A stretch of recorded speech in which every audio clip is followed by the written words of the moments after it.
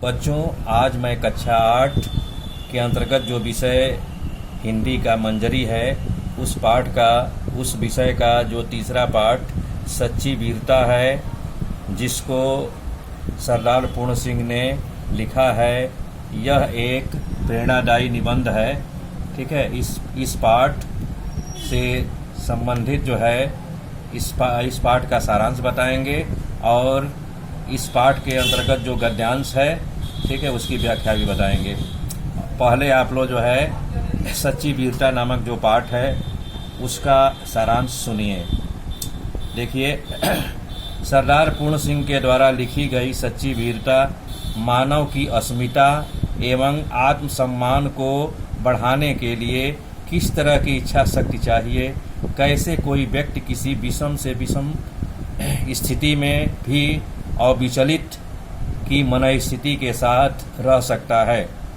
एक तरह से सच्चे वीर पुरुषों की क्या क्या विशेषताएं हो सकती है इत्यादि को बताने के लिए लेखक सरदार पूर्ण सिंह ने सच्ची वीरता नामक एक प्रेरणादायी निबंध लिखा है। सच्चे अर्थों में वीर पुरुष धीर, गंभीर और साहसी होते हैं। सच्चे वीर पुरुषों को समझाने के लिए लेखक ने कई प्रासंगिक उपमाएं दी हैं, जैसे बरसने वाले बादल होना, गरजने वाले नहीं, टीन के स्वभाव वाला नहीं होना, अर्थात विषम परिस्थिति रूपी गर्मी से अपना स्वभाव बदलने वाला नहीं होना चाहिए। इसी तरह से सच्चे वीर पुरुषों की उपमाएं देते देते लेखक वीर पुरुषों को देवदार के वृक्ष से भी तुलना कर लेते हैं। सच्चे वीर पुरुष अपने जीवन अरण्य में स्वतः पैदा होते हैं। जिस प्रकार देवदार वृक्ष बिना किसी खाद पानी के स्वतः अंकुरित होता है तथा हर मौसम रूपी परिस्थिति में हरा भरा रूप में विकसित ही होता जाता है, ठीक वैसे ही सच्चे वीर पुरुषों की वीरता होती है।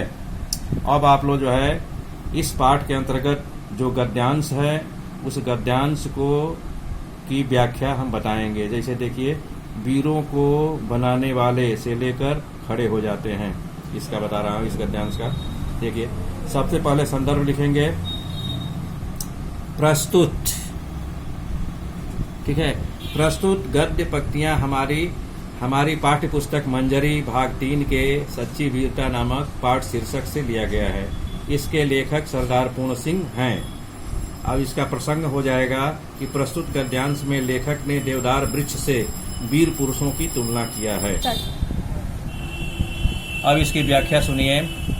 प्रस्तुत गद्य खंड में लेखक सरदार पूर्ण सिंह यह बताते हैं कि वीर पुरुषों को बनाने का संसार में कहीं पर कोई कारखाना निर्मित नहीं किया जा सकता है।